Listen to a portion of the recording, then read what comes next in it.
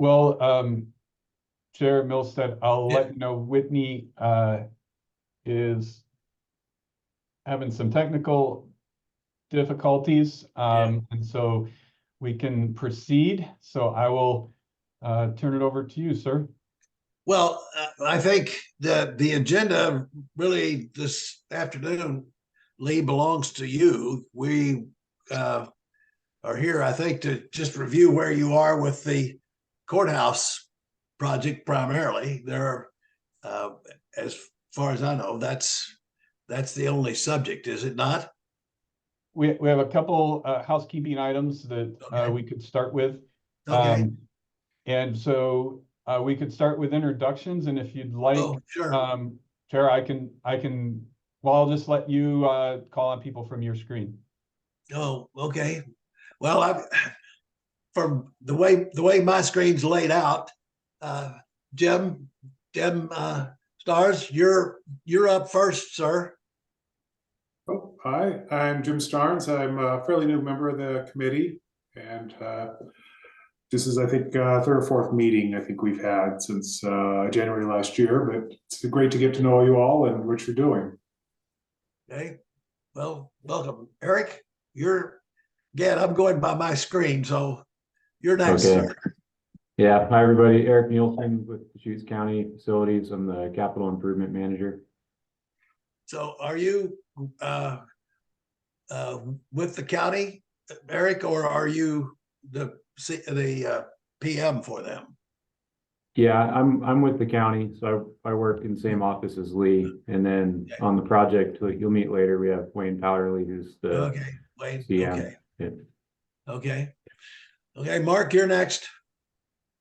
Mark Nisha, I'm on the committee. My background is construction. I was a superintendent for 30-some odd years. Well, welcome. And Commissioner Adair? Yes. Well, my claim to fame is that I built 2 houses. And I want to build my 3rd, and my husband's saying no. I can't understand why. Anyway, yes, thank you all this is really an important group, and I so appreciate people's expertise and taking the time to help the county. Yeah, Wayne, I've heard about you and reputation anyway, so you want to introduce yourself to the rest of these guys? Oh, good, I hope. Wayne Powderly, I'm Director of Project Management for Cumming Group. We are the owner's rep, construction manager for the county on this project. And well, welcome. Thank you. Lee? Lee Randall, I'm the Facilities Director. I've been with the county for 12 years and in this position for about 7. Good. And I saved the best to last, Renee. Oh my God. Excuse me. I'm Renee Alexander. I'm on the committee, BBT Architects. Been in the business for quite a while. And then I think, Jerry, we also have committee member Sergeant Kent Vanderkamp. I don't, okay. I see that his name up as well as Aaron, but I don't see them. Are you on? Can you hear us, Kent? Yes, I'm driving today, so I'm heading back I down see. to Jefferson County. So yes, Kent Vanderkamp. I spent 28 years in real estate finance development, and I currently am with the Sheriff's Office and Central Oregon Drug Enforcement. Well, be safe and pay attention to the road. And, and not us. Okay, all right, Aaron. I see your name. Are you with us? Yeah. There you are. Jerry. Thank you. Yeah. So I am with Deschutes County. I'm the performance auditor. My interest in this group is we have a audit of the construction house project on our audit plan for fiscal year 24-25. So just kind of monitoring the progress of the project and where we currently sit and where we're headed. Okay, well, thanks. So all you guys probably don't know if you know anything about me. I was doing the same thing Wayne did for about 40 some odd years, and I've now I finally hung it up. I promised you guys a long time ago that I was going to do that, and I finally did. So I'm no longer in the business. So anyway, again, turn this back over now to Lee. Let's see what you have to share with us, Lee. Sure. One other housekeeping item is to review and approve the minutes from August 15th, Okay. 2023, which should have been attached to, I believe they're attached to your meeting invite. Oh, there's Whitney. So I'll let you handle that part. Okay. Very Yeah, good.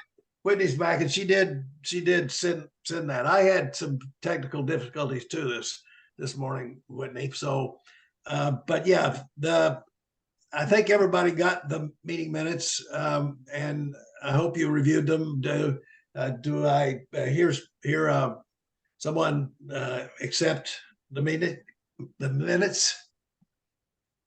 Do you need a motion in a second, or you just need? Yeah, just a motion. Vanderkamp will make the motion then to accept the meeting minutes from the last meeting. Okay. I'll second. Okay, good. So, and so, you know, I guess all of you now can see Whitney, she did whatever her computer problems were, she worked out. So, all right, Lee, hopefully that's it. We're Okay. back to I know you. you're raring to get to the courthouse.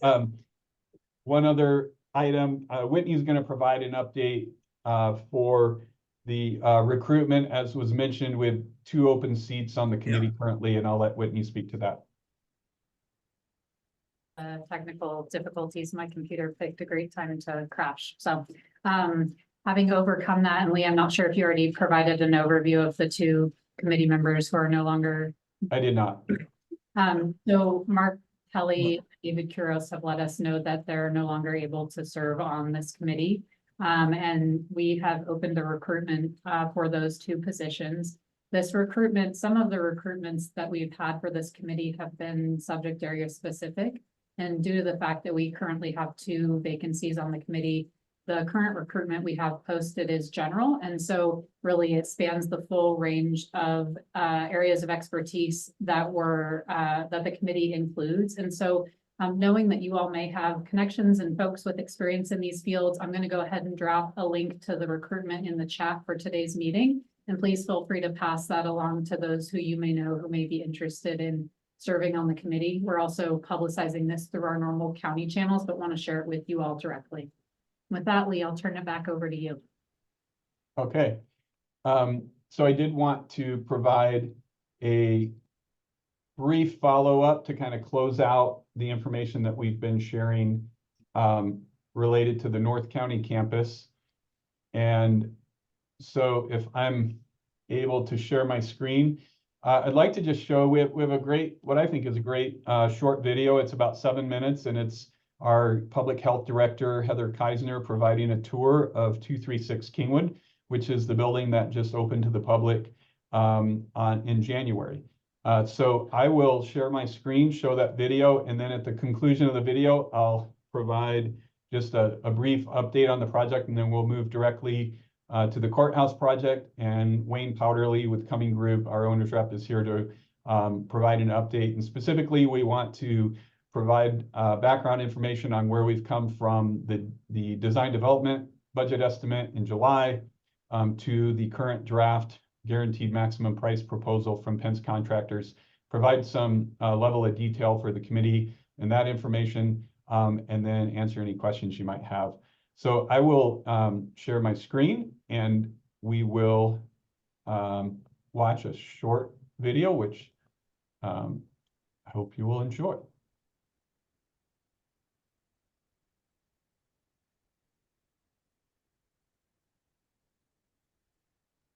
Okay, has everyone seen a video here?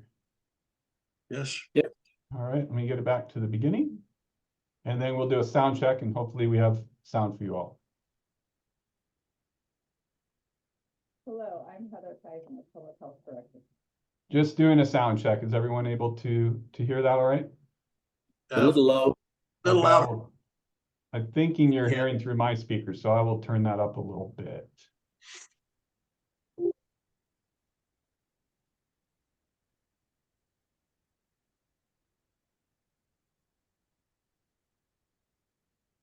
Hello, I'm Heather Keisner, Public Health. that better? Director for Deschutes Yes. County. Really Okay. excited to welcome you to our new campus in Redmond at 236 Northwest Keywood. And we're really excited to be providing services here to everybody in Redmond.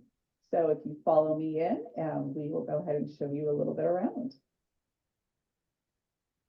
So this is the very first part of, as you walk in the building, we have a beautiful front office and waiting room for all of our clients and services. Our front office staff is right here. And one thing I will say we're very excited about is a watering station that we've never had before for all of our clients as well as our employees. So that's just something I kind of wanted to share with all of you. Brand new furniture that we've decorated here. And we have our front office over here who will be here to welcome you, help you make appointments, as well as check you in for things and just really answer any general health questions you have around our public health department and all of the services we provide. So let's go ahead and take a look back in our clinic area.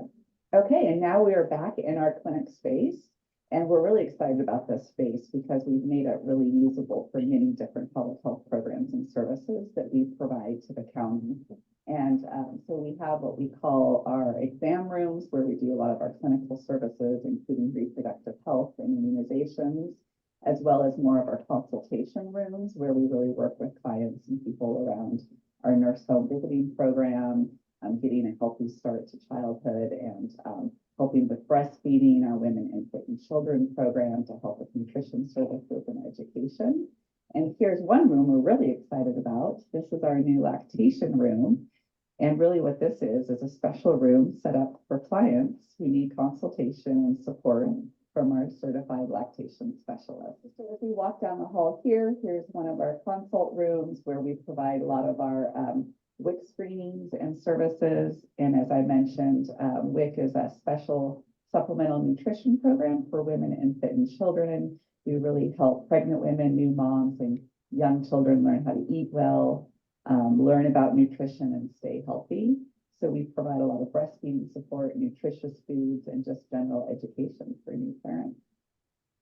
So that happens in these consultation rooms. And here's another one of our WIC consult rooms. We also have an opportunity to be able to weigh babies to make sure that they're getting the help they need. And then we move into kind of more of our reproductive health clinic space. And this is where our nurse practitioners and our physician will be residing.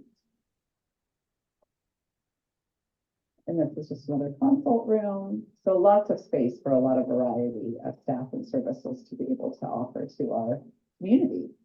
And then over here, we do have a couple drop-in management spaces, and that really is for our communicable disease and STD program, who will also be working up here to provide, you know, as far as communicable disease investigation and support to cases and contacts if they need treatment, testing, anything like that. They can bring them in here as well. And then as we move along, we will also be providing our immunization services. So Deschutes County is what we call a safety net clinic for immunizations for all ages. And it really, our focus is really those who are uninsured or can't access immunization. So we will now have a place in Redmond where people can come and get immunization services. Our goal is to start that up in the spring of 2024.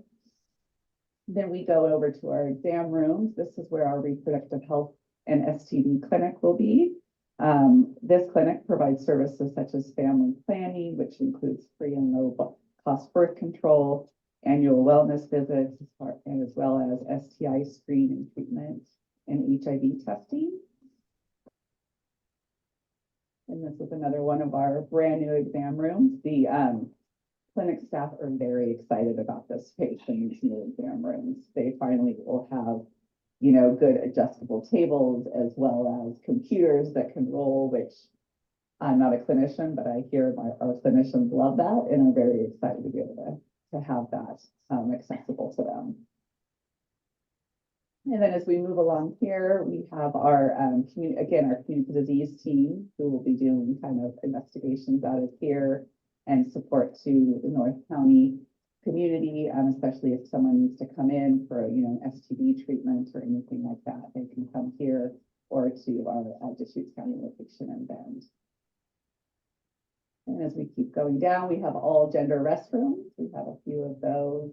Another exam room for reproductive health and STIs.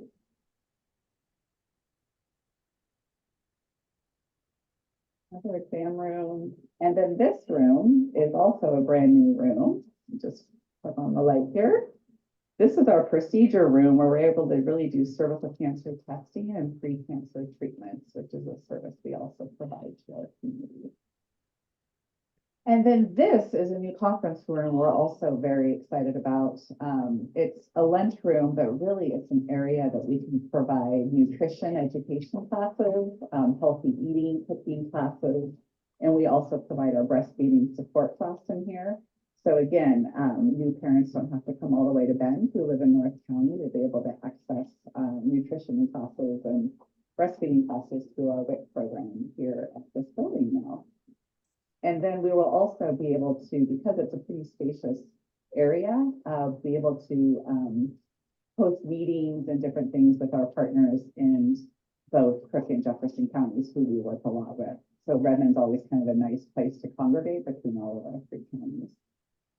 And then we have one little other small conference room. Again, it's just really nice to have space here in North County to be able to hold meetings with partners internally, with those who work mainly in Redmond. So they're not always having to commute to Bend. So it's just a really nice space to be able to provide that. We also have a capability for remote and virtual meetings as well. So all of the technology that's embedded here has been a nice upgrade to us. So there you have it. That's the end of our tour at Northwest Kingwood. We are really excited to host you all here. We will be having a grand opening on January 12th. And so please do come visit, and we look forward to having you here. Thank you. Bam! Hello, guys. Sherman, we got you with the kick of what we're gonna make. Whoops, You guys want one a HelloFresh, make second, cookie yeah. dinner?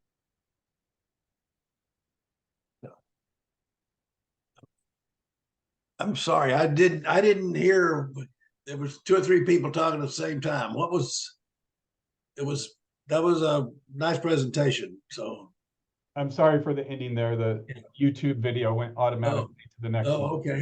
So apologies for that. I'll start with any questions, and then I just have a couple follow-up things to share. Any questions at this point? I don't have a question, but I definitely appreciated the tour, and it looks like it's gonna work out real well for the county. So thanks for sharing that. You're welcome. Any other questions or comments? Is that building shared with any other agencies or departments? Yeah, so that's what I wanted to touch base on. That the portion that you saw is about 2/3 of the first floor to 3/4. The other side that we didn't show is shared county offices. And on that side, we have veteran services, a space for the county clerk's office that'll likely be used during elections for receiving ballots and providing other services. And then we also added some offices for the first time in North County and in Redmond for our information technology department, so that they can provide support to the groups that are in Redmond generally. So across Redmond, we have the 2 buildings at the new North County campus. 244 Kingwood, which we didn't show, is a behavioral health building with a partnership with Mosaic, as well as a drop-in space for youth intensive services where youth can drop in, make connections, some after-school space, etc. And so including that building, we also have a community justice building that's downtown on Cascade. We also have the fairgrounds. And then Negus Transfer Station is also expanding. So as services expanded in Redmond, there was a need to add space for information technology so they don't have to run back and forth from their main office in Bend. And then we also have a few offices that could be drop-in offices for people who may have meetings in Redmond on that shared county office side of the building. On the second floor of 236 Kingwood, we're completing a backup dispatch center for 911. Some of the work that's left to be complete is the generator. So we were able to open the building without the backup generator in place, but that's been a long lead item. It's expected it'll likely be midsummer before it's fully online. So we're still waiting on that. 911 is also building an antenna on site in a portion of the parking lot that'll improve services or provide redundancy for radio coverage on that side of Redmond. So that work is left to be complete. 244 is essentially complete. There's a few follow-up items that Eric's working on.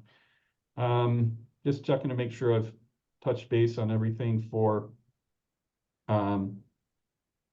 Redmond. We also have the building that was formerly occupied by behavioral health on Antler Street at about 4th and Antler in Redmond will now be also behavioral health, but it'll be specifically intellectual and developmental disabilities. And so that group will work out of that building, which we refer to as the Antler building.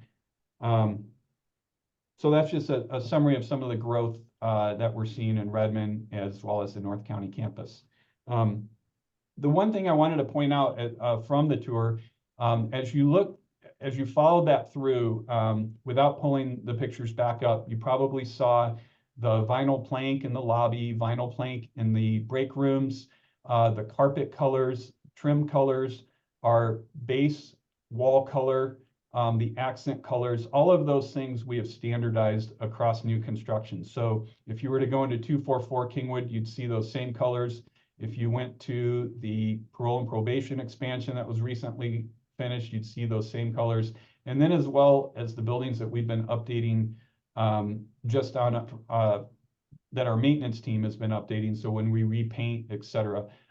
So I would say, Eric, feel free to correct me if I'm wrong, but probably 80 to 90% of our finishes at this point are standardized among those colors that you saw. We made a few adjustments. Occasionally we'll adjust some things. For instance, the base, the vinyl base and the door trim colors, that light brown, it used to be darker. We kind of toned it down, went to a slightly lighter color that still matches a standard base that we're able to procure really easily. So just wanted to point out some of those standardizations in case you were interested in that. Any final questions on North County or comments? All right, with that, we will shift gears to the courthouse expansion project. What I'd like to do is I'll open with a few summary comments. If you have questions about the project scope or there's any follow-up that we can do to information we've shared before, please feel free to jump in and provide a comment or a question. And then I will hand it over to Wayne. And then Wayne will, what we'd like to do is we'll review or give you an overview of our current draft guaranteed maximum price or GMP proposal from Pence Contractors that we hope to go to the Board of Commissioners, or we're intending to go to the Board of Commissioners on February 14th for their approval of that contract amendment. Then Wayne will also share the VE log as well as provide some discussions about some commodity discussions and price increases that we're experiencing.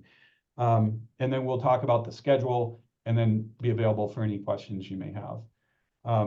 So beginning with, the broad overview, the expansion of the courthouse currently sits at 50,933 square feet on the expansion side, plus a remodel area of about roughly 5,000 square feet within the existing courthouse.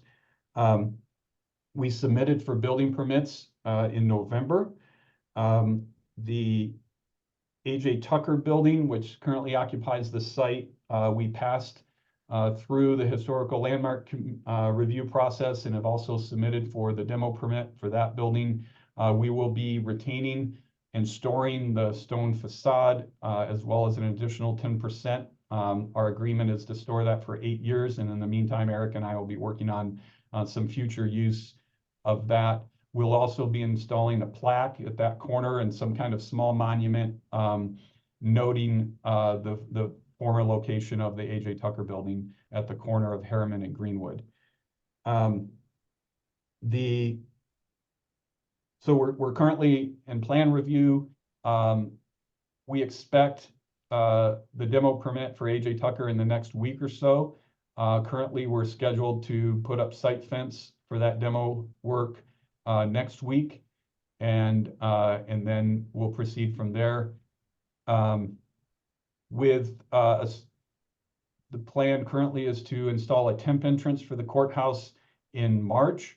That will move the entrance from its current main lobby location to the breezeway between 1100 Northwest Bond, which is the main courthouse, and 1164 Bond, which is the 1940s gray courthouse, which houses the district attorney's office and a portion of state court administration offices.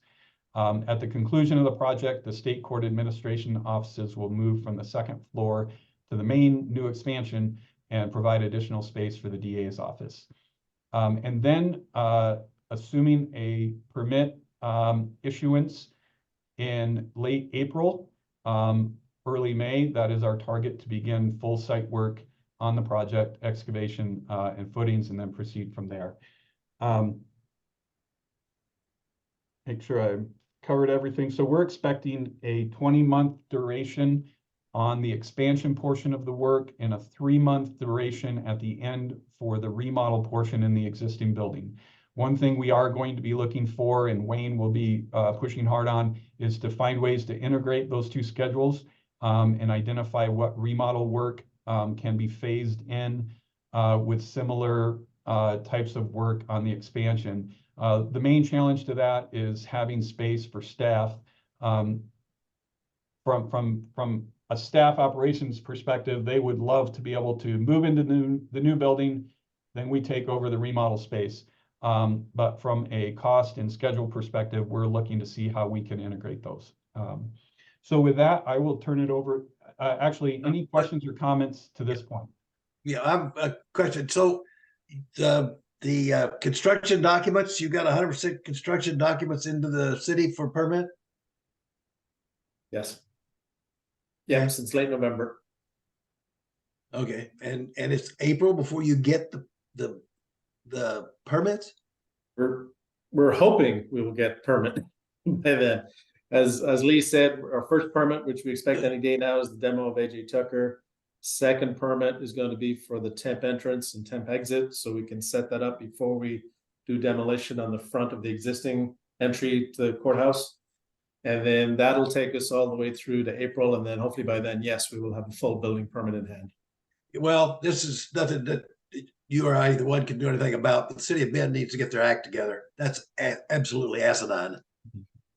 Well, I will share that part of those durations that we've built into the schedule are kind of based on experience on recent projects. So going back to 2020 and 2021, the adult PMP project, we had an 11-month duration from permit document submittal to completion. Our understanding is that that may have even climbed, slightly extended, but then our hope and the information we're getting currently, and Renee, you may have the most up-to-date information, is that that's beginning to come down. And so based on what we're hearing and assurances from the city, we're hoping to be more in a 6 to 8 month duration. But if anyone has any current information they want to share, feel free. One thing I've share with you guys, Lee and I had a conversation earlier today, and I suggested that they go to the city of Bend and move the courthouse to Redmond. That well, what I do know, without getting too deep into politics, because I could go there too, but what I do know is once you're deemed complete, six months plus, they're really trying to hold to a 6 month rather than we had a little tiny movement of a wall in a TI that took over a year, just because they don't prioritize usually, or I've not seen that. So I think hopefully whenever you were deemed complete with your permit package, it's supposed to be 6 months from that. And that's what they're telling everyone. We haven't seen that happen yet, but we also haven't had something in that loop yet either. So. Yeah. Oh. Yeah, actually, so the end of April would be month 5. So we're hoping still will be at the end of April. It might, as you said, 6 months into May. Any other question or comments? And then I'll turn it over to Wayne for a little deeper dive into the budget. All right, Wayne. All right, thank you. So as Lee mentioned, you know, we've obviously got 100% CDs complete as of last November. Just to back up a little bit, give you a little history. And I think the last time we met with you guys was, I think, in late September. The DD estimate set was done from 2 different independent estimating companies. One was a consultant directly to the LRS Architects, and one was Pence Contractors, RGC. And that was done back in summer, July of 2023. And that was, as you may remember, was significantly over budget as well. So between July and then August, September, we went through a very deep VE exercise, an extensive value engineering exercise. We got it back down to our target budget, which was 34. Let me pull up my screen. This is Zoom. I forget how to do share screen on Zoom. Hold on. Did that work? Can you see my screen? No. Should be Okay, bottom Oh. center in green. Wayne, I just promoted you to co-host, so you should be able Oh. to share your screen now. Okay.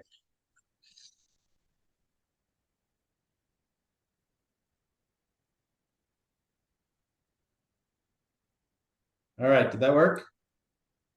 Yes. Yes. Okay, excellent. Okay, actually, before I get into Pence's packet here, let me share with you. This was just a side-by-side comparison from the DD set after value engineering, which we completed about September, I think, right before we talked to you last. We were down here at the bottom. You can see we were at 34.6. And then the current budget that we're sitting on, estimate from Pence Contractors, after going through all the sub bids, you know, they advertised it throughout Oregon and even into Washington and Boise, and got pretty good sub bid coverage actually. But here we stand today at 36.994, a difference of just under 2.4 million. And so we'll go through some of the detailed numbers here on why that is, but I just wanted to refresh your memory on where we were last September at the target value of a target budget of 34.67. So from being issued the 100% CD set in November and through the month of December, and then we got this final GMP packet here from Pence Contractors January 12th, so just 2 weeks ago. They gave us a very detailed, very good breakdown of all the bids and all the different divisions. It's a 28-page packet, but I'll kind of summarize it for you. Kind of went through. They did a clarification letter of all the bids and the coverage and some assumptions and allowances that are included in this. You can see there their total was 36,994. Again, more narrative on the different divisions and bringing to our attention some of the anomalies. And then they really get into the numbers and gave us a very good breakdown here, you know, literally line by line, you know, whether it's square footage or whether it was lump sum or whatever it was, but very good breakdown that we were able to analyze. From this, we then immediately got into another value engineering exercise because obviously we were over budget. We needed to get back down to our target. And so for the last couple of weeks, we've been meeting quite regularly, several times a week, to go through value engineering again. So this is a current and ongoing work in progress here for value engineering. You know, it's a 5-page document. It goes down through all the different divisions and all the different suggestions. And again, because we're now at the end of the design and we've gone through, this will be our 4th value engineering exercise from the concept stage. You know, we're down to stuff like we're really getting into the weeds here of just, you know, changing flooring manufacturers, changing, you know, looking at the exterior skin, looking at, you know, alternate light fixtures. So really just getting down into the weeds and saving, you know, a few $1,000 here, a few $1,000 there. There's a couple of good items on here that are, you know, in the hundreds of thousands that we were able to do. There was I'll just give you one example here at the end of a good savings we just discovered or just settled on earlier this week was, shoot, let me find it here. It was structural issue dealing with micropile foundation, and working closely with the engineers, we were able to actually delete that scope and kind of reroute the retaining wall in the basement and still retain where the bathrooms are going and still retain access to the sally port. So it was a great solution, and trying to find it here on the log, but I can't find it right now. Oh, right there at the bottom. So right here, I don't know if you can see that, but micropile shoring reduction. So we've got 200,000 in here right now. We believe after all the details are finished here, we'll actually be able to save more than 200,000 on that one line item. So overall, I'll bring it back to the top here. We currently are sitting at, let me zoom in. We're currently sitting at a $530,000 savings off of the GMP that was issued to us from Pence 2 weeks ago. But like I said, this is still a work in progress, and we're going to continue to work on this over the next week or so. But what that does for us overall, it basically reduces that GMP, which was 36,985 down to 36,455. Our target right there, right at about 34.5. We've got the overage still of 1.864 million. And so that's why we're coming to you guys. That's why we're coming to the BOCC, Board of County Commissioners, for that overage to increase the budget. And I'll let Lee, if you want to talk about where that 1.9 million is coming from. But that's kind of where we sit today. Yeah, I'd be happy to maybe touch on that at the conclusion, and then after we have any questions, and just in terms of what we're proposing in conjunction with our CFO, Robert Tentel, and County Administration. But in terms of what Wayne has summarized so far, any questions or comments? Yeah, would you put their estimate back up again, Wayne? You had that comparison. Oh, comparison, yeah. Yeah. So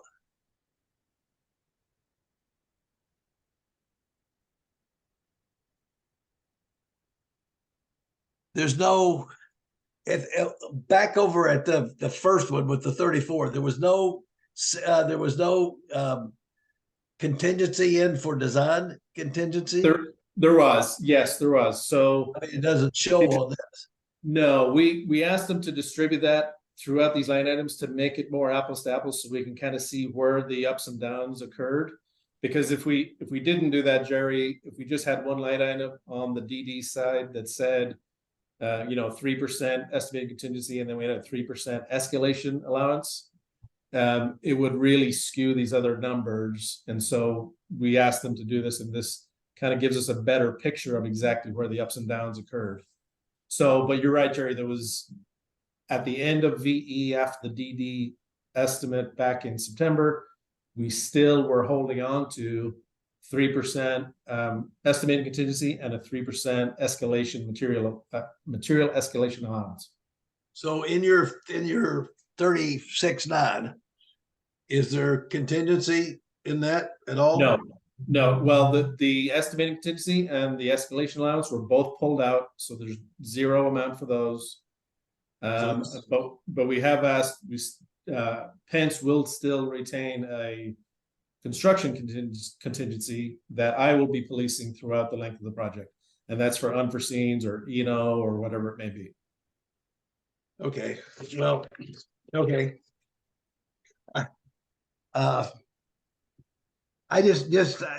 You've been around, Wayne. I won't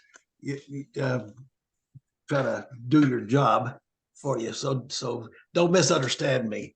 But these guys, and I say these guys, and I don't mean just Pence. I'm talking about the contractor. They've got you where you get a GMP after they bought the project out. So that's in essence, let's bid. And now they've still got construction contingency. and unforeseen things should not be change orders is what I'm getting at, I guess. And sometimes these guys want you to, these guys that come up against something and they want a change order. And Right. that's this CMGC, he's bought the project out. So hell, it's like I put it on the street and bid the thing in the first place. So anyway, it's sort of rubs me a little bit backwards when they push you guys all the way to buying the project out before they give you a GMP. So Yeah, no, totally understand what you're saying, and I agree with you. But you know, this being the style and the project that it is, we're sandwiching this building onto the back end of the 1974 courthouse. You know, there's still going to be, you know, some unforeseens that I know we're going to run into. Yep. So we want to keep that cushion, you know, and like I said, I'm going to be policing that. That's one of my main responsibilities. We're going to be going through their logs every week at the weekly meetings. So I will not allow it to be spent for stuff that they should have figured out. Like you said, this is CMGC process. They've been brought on board early. They've been brought on board early for a purpose, you know, to help with the design and to give their expert opinion on different things and how it's built, means and methods. So yeah, I will not be allowing them to just use that bucket of money as they think they see fit. well, even so, I think that the county with your overall budget, it's not going to wind up, and this is probably for the commissioner's ears as everybody else's, but if you sign a GMP for 36.9, which that's okay, that's fine. If that's where you are, it's not going to wind up at the end when you get the occupancy permit at 36.9 necessarily. It's probably going to be more than that. So you should, you're out there in a place that's, you start digging in that dirt out there and you don't know what you're going to find. And there's a lot of things that can change. And one other question, your IT stuff, Lee, have you and the state got an agreement on what they need as far as what goes in those courtrooms, TVs and recordings and whatever, and how you're going to set the IT rooms up in the building? Yes, that's a great question, and I'm happy to speak to it. So we executed an IGA with Oregon Judicial Department in July that specifically addressed down to the cabling and who's paying for the cables from the TV to the council table, down to that level of detail. One, we addressed that in the IGA, which has been executed. And then the second part of that is the state has transferred $500,000 to the county to cover FF&E and a portion of those IT costs of infrastructure that's agreed upon within the IGA to be a state cost and not a county cost. But we're working with them to help manage that procurement. And so that has been executed. And then just yesterday, the Board of County Commissioners approved an amendment to that IGA, which covers the additional $15 million in funding that the state will be providing. So currently, toward the project as a whole, the state's providing $15 million toward the expansion, $1.5 million toward the remodel, and then an additional $500,000 in FF&E costs. So the install is in your 36.9, I assume, but the equipment you're buying separate, is that how you well, guys? we've itemized it out. So, and correct me if I misspeak here, Wayne or Eric, Yeah. but we kind of, the simple way for me to think about it is if it's built in and it's fixed in a wall and it's Cat5 cabling connecting it, then it's built into our GMP. If it's something that you affix and you pull through a raceway after the fact to for AV for courtroom use, then that's covered by the funds being supplied by the state. Did I capture that accurately, Wayne? Yeah, that's exactly right. I have a question, just more curiosity. a lot of times during the design process, even after those milestones, there is, and I understand this was bid out, so this is sort of the final GMP, but usually like throughout CDs, the CMGC gives you updates on what they're seeing and keeping up to date on the costs. Did they do that throughout the Yeah. CD and give you like Yeah. any formal updates? And did you have a sense that some of this was going to happen, or was this pretty much a surprise at the end? Just curious about performance there. We've had weekly meetings all year long, and so we touch on the budget every week in those weekly meetings. And then as we brought on our early trade partners, so we brought on mechanical, electrical, plumbing early on, which was great because we got some good input from those subs directly, working closely with the engineers, PAE engineers. So yeah, we definitely hit on some of those sensitive or unknowns or availability of different equipment, long lead time items, that kind of thing. So it was great input to have those early trade partners on, from early on. So they've been on board since October, I believe, and then they've been helping us all the way through. Thank you. So what else I was going to show you, this is our master budget. This is the owner's budget for the county, broken down into the different divisions. I may have shown this to you back in September, I'm not sure, but top section here being the construction costs. So that was the target value of the contract for Penn's contractors. So now with this change, that 34,591 is going to go to 36,455 after VE.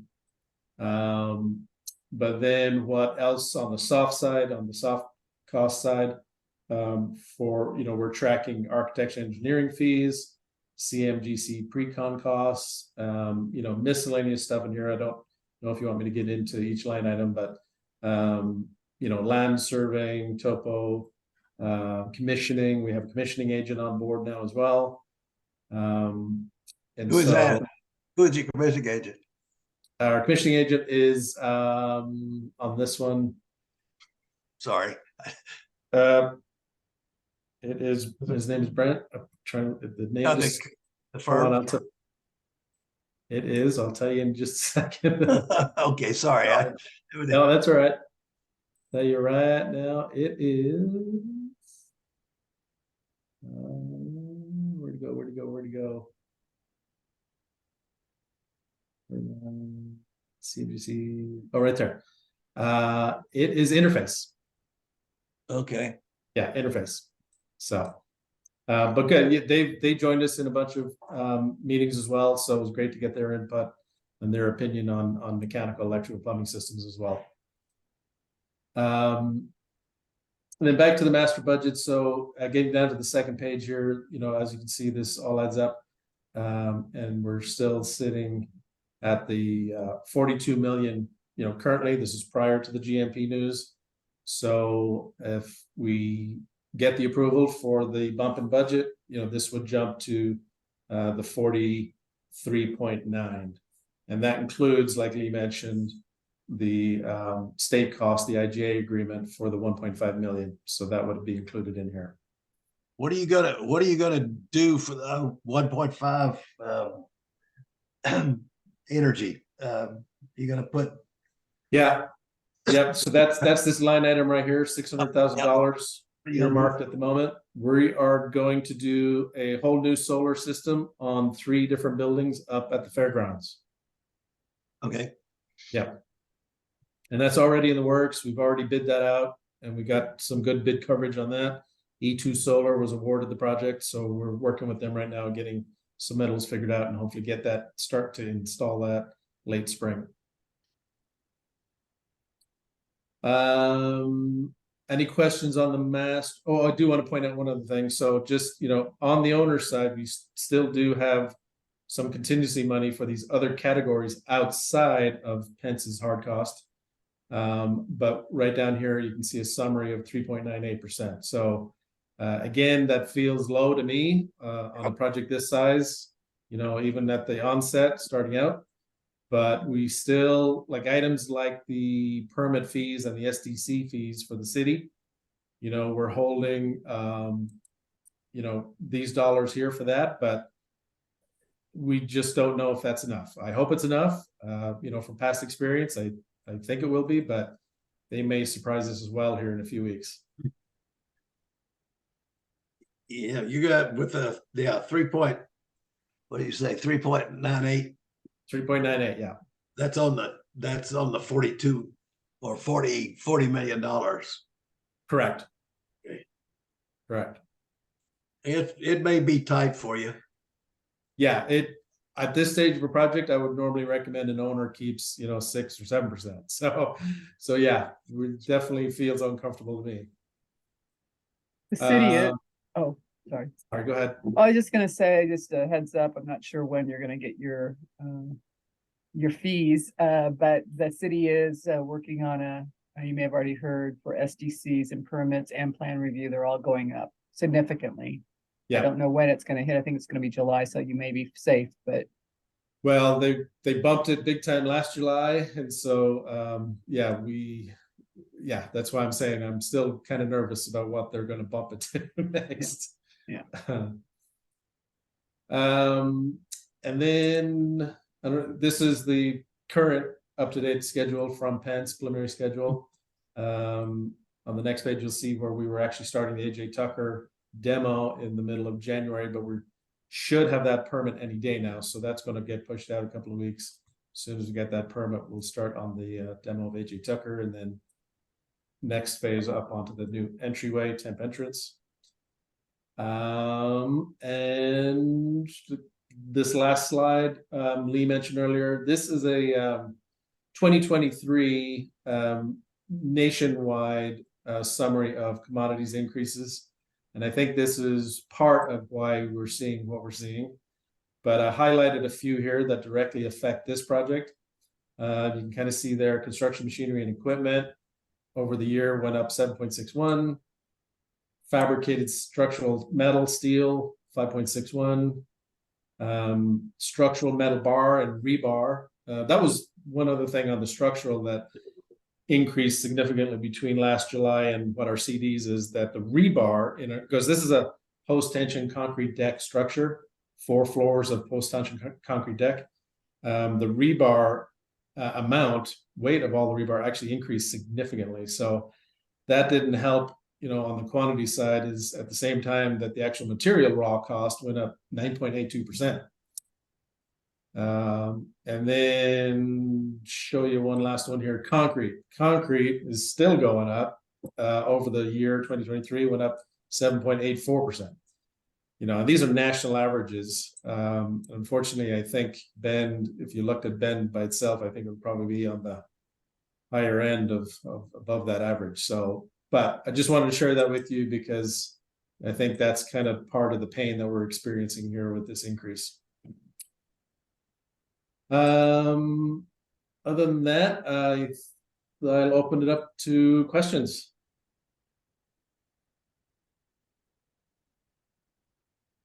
You guys nobody's got any questions of this? I didn't do that good of a job, did I? Yeah, well, you did. I was going to say you haven't started digging in the dirt yet, so it's still not too late to move to Redmond. So yeah, we can put it right next to the Redmond police station. Yeah. And if you apply for a permit, you'd still get your permit in April. So, yeah. So why don't we go to the full screen, Wayne, and we can provide a summary and then see if there are any final comments or questions. Sure. Just to summarize that, before we summarize, I do want to thank everyone again, for the committee members, for Commissioner Adair, all of you, and taking the time to participate, and especially for those of you who are on the committee, your expertise, your recommendations, the insight you provide through these meetings, we really appreciate. And I just want to make sure I thank you all for your time and for volunteering for this role. So thank you. Just to capture a couple of the high points. So we will, the GMP document that you saw is a draft that will be revised based on the final numbers that Wayne and Eric are working through and along with LRS Architects and Pence to get into the weeds on some of those smaller savings items, but ones that are still outstanding. So there's quite a few items on that log that are pending. We've accepted some of the bigger ones that are known, and we're still getting some information back from trade partners on those smaller items.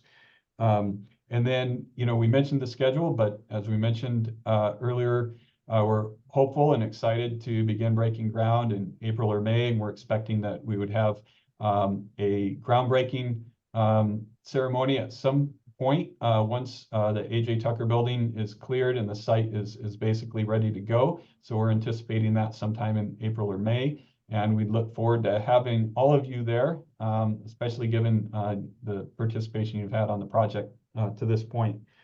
And then we'll move into construction, and we will, it'll be an exciting time at the center of downtown Bend to have a tower crane on site and to be watching the courthouse for the next 50 years going up. So I'll summarize with that and then ask one more time if anyone has any closing comments or questions. I just wanted to say something because this is making me incredibly nervous and apprehensive. What kind of extra costs are we going to be seeing? Thank you for those comments, Jerry. The fact that in Sun River, they're doing that $18 million project, and I know that it's gonna be an $18 million project because that's all the money they have, and they're not spending any more. But what is the county gonna be hit with if these trends continue? It just sounds like we're gonna be hit with more, like, sign on the dotted line because it's going to be an extra $2 million for this or that. Yeah, it's really, I don't know. It isn't a good feeling. Well, I don't, Wayne can, this is going to be up to Wayne, but your biggest risk is when you start moving dirt. You don't know what's down there. And that's your biggest risk, Patty. Once you get all that done, everything else should be pretty well settled out, unless you come in and want to make some changes to something. Yeah, that's all. So I say you or the state. You still got those guys to deal with courtrooms. Well, no, I was actually trying to deal with the feds, and they wanted to come in, but they wanted at least 2 floors and 20,000 square feet. So that was going to be really huge. So I'm gonna keep working on their project. We're going to put it somewhere else. And I don't think they want to go to Redmond either, but Jerry, yeah, it would be, how much money would we save if we would have, but the courthouse is here in Bend. So No, I was just, I know, Joe, it was cute. And Mayor Fitch would really like it if we would move it to Redmond. I know that. But okay, moving dirt, what is going to happen? It's a pretty small spot of dirt. So that's the good news. But I just, looking at those numbers, the 9.82 increase, yeah. So please, Wayne, say something that will reassure me that we're not going to be hit with some more, because I built a couple of houses and I do not want surprises. And I'm sorry that this group hasn't met for 5 months, because I think the group's expertise should be commended. Nobody asked what the north unit cost in Redmond, but we bought it for 4.65, those 2 buildings, and what do we have in it? Over $12 million with the remodels. Yeah, we have a lot of money into those 2 Redmond buildings. To give you a little bit of reassurance, as soon as we get the green light on this from the board, immediately Pence contractors are going to lock in those subs so we can get the material orders locked in, get a set delivery date, so there should not be any other surprises. Barring we already got a $2 million surprise, haven't we? Right. Is that what it is? 2 million on top of 40? Yeah. Yeah. So, but that would be the next step, is to lock in the subs, get them contracted, get their vendors, locked in with their deliveries. And then I will be policing all the contingency and all the allowances, once we start, get the ball rolling. So should we have really not set that a contingency down or whatever down at 3.98? How did that happen? Well, that was just through the value engineering as well. On the soft cost side, myself and Lee and Eric just kind of went through and we reduced some of the numbers that we had in there previously with some more updated information, from the soft cost, like what we had spent to date on land surveying, with the attorney fees up to date. So we were able to reduce some of those, but we still, like I said, permits and SDCs is probably the biggest one that's hanging out there. But yeah, I would feel more comfortable if we weren't at 3.98%, if we were a little higher on the owner side. But we're going to continue to do value engineering on this, and the more savings we get, we're going to put that back into the bucket for the owner side to give us that little extra security. But what I don't understand is how the $485,320 for the SDCs is really an estimate. Correct. An estimate. Do you mean this? Would the county be giving an exact number if, let's say, we were building this in the county, Lee? I mean, how can they not be clear on what the fees will be? How is this like holding your breath? Yeah, the city and the county, they will not give final permit fees or SDC fees until the final 100% CDs have been submitted for review and they've gone through plan check comments. And then at the end, they will produce what the real fees are going to be. Yeah, that's typical. Thank you, Kent. I would like really, I'll be chatting with them if it's higher than what the 400. Like if this is what you guys think the number should be, then it better be 485,000 and not $20,000 more or something. I'll go with you down to the city when we get that. Okay, no, we'll do that because you know what? If you don't ask, you'll never get it. Yep. Absolutely. I mean, what you're fixing to add to the city in taxes and everything else, while you're building $40 million worth of project, right in their backyard, it might be incumbent on the city to give you some sort of break on your SDCs and so forth, and not try to charge you what they would a private developer. Like you said, it doesn't hurt to ask. Never hurts. But remember, they didn't give it to the veterans the other day. But honestly, the Park and Rec Department did give they waived their SDCs for the veterans expansion. It was unbelievable. Okay, well, I'm never too shy to not ask. I wouldn't think so. Well, I'll pass it over to you, Chair Milstead, for any final comments or questions from the group, and to wrap up as you see fit, sir. I have no more comments unless you guys, Mark, Kent, Jim, you guys, Renee, if you have any questions, speak, or comments. Just one quick one. I know there was a lot of talk during the proposal review about constructability review of the job. And a lot of cost overruns happen just because the documents aren't clear, especially when you're doing an addition, a tie-in. Has Pence really spent much time with that? Yes. Yeah, that like I said, we had weekly meetings, and part of that too, we'd set up these Bluebeam sessions. So we had literally a living document of all the changes that were happening. And all through the last 4 or 5 months, between Pence themselves and their early trade partners with mechanical, electric, plumbing, all had input on the progression of those drawings all the way up through 50% CDs and 100% CDs. One example that I'll provide is initially the city was requiring, I believe, a 3-hour separation between the expansion and the existing building, which would have been extremely costly to construct that along that shared wall. We'd also have to have, as you guys know, all separate fire doors that are tied into the fire system. And part of that was driven because even though the existing 1977 building is of a similar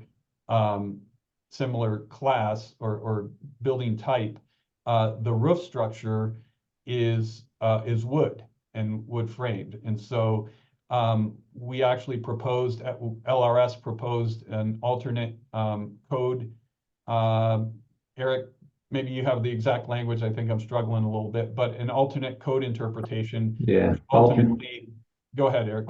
Is a alternate means and methods. So it's basically to classify, I think the building as a type 2B construction with the wood roof, knowing that there is 2 layers of drywall below it to rate it.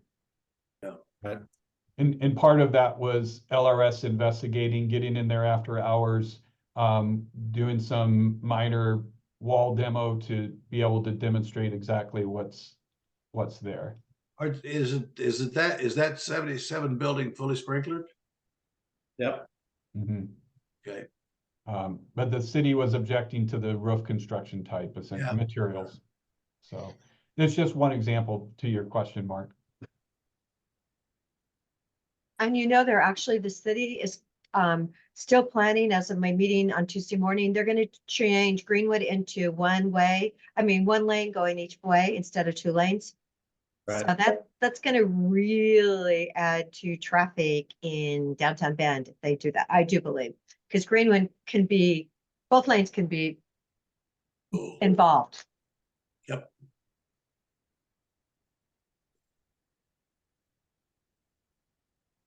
Is that the back seat of your car, Kit, that we're seeing?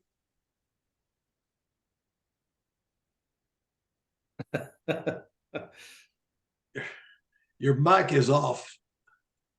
So, Good. I said, no, I made it back to the office in one piece. well, good for you. So, any more questions or comments from anyone? Well, if not, I thank you guys for joining us, and thanks to you, Lee, and Wayne, Eric, and appreciate your time and efforts as well for bringing us up to speed. So, Thank you. With that, I wish everybody a happy new year, and hope to see you again soon. Absolutely. Thanks, Jerry. Yeah. Thanks, everyone. Bye. Bye. Bye-bye.